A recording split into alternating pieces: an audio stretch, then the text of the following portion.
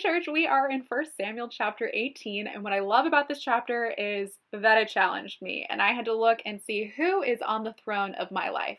Who's making the decisions? Is it me or is it the Lord?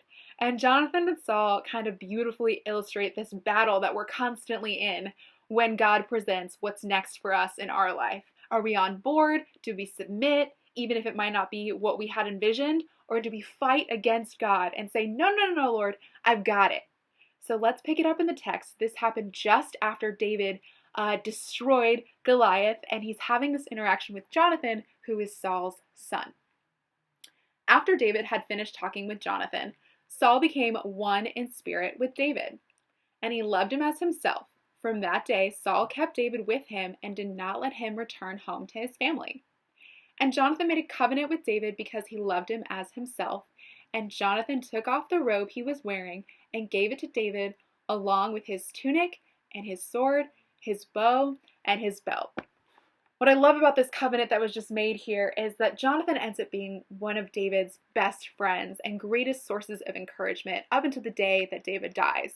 But what's really significant about the text here is that Jonathan sort of strips all of the things that would have identified him not only as a soldier, but as the next king of Israel, because as Saul's son, he truly should have been the next king of Israel. Well, we saw back in chapter 13 that Saul disobeyed God, and the Lord said, I will no longer be keeping the kingship in your family line, and I have selected another to be king. So I think this is Jonathan acknowledging that he's no longer going to be the next king, but he's rejoicing that it's David. He sees God's hand with David, and he decides to acknowledge it, exalt it, and rejoice, and ultimately say, David, I'm here for you. What can I do? How can I serve you? Let's be best friends forever. And I love his response because he wasn't threatened by David. It could have been so easy for Jonathan to be threatened by David.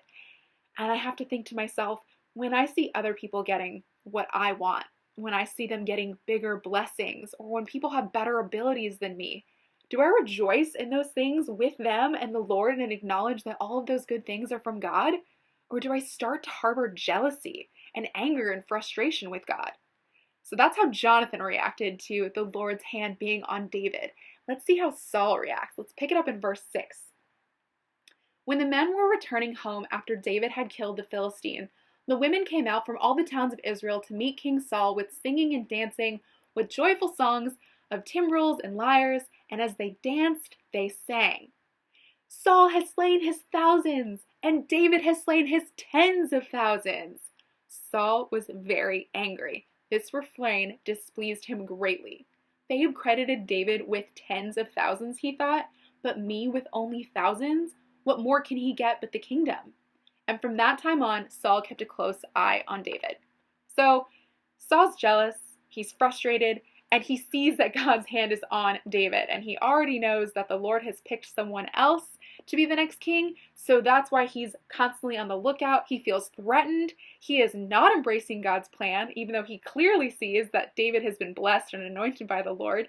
And he's just really upset. So let's see how he reacts. In verse 10, the next day, an evil spirit from God came forcefully on Saul.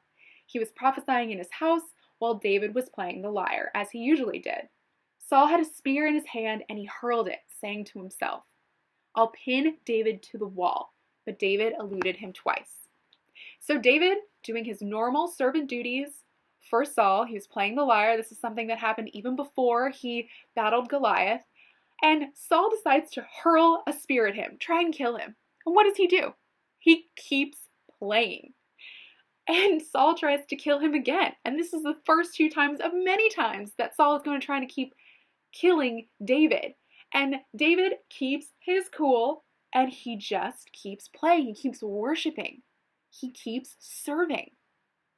Friends, when someone comes at you with harmful words or actions, like a spear, are you reacting like David?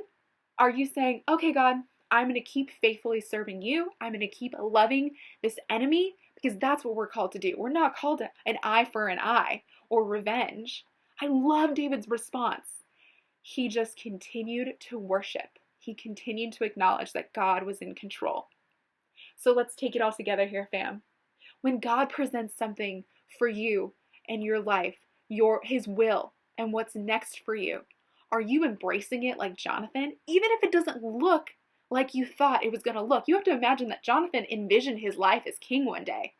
And then this reality set in, but Jonathan embraced that God's plan for him wasn't what he thought it would be, but he wanted to be in God's will.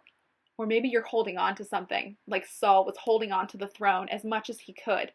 Holding on to something that's not good for you, that God's saying, let go, this isn't the way we're supposed to go, and you're fighting it. And we see that eventually it doesn't matter what Saul does, because God gets his way and his will prevails every time anyway.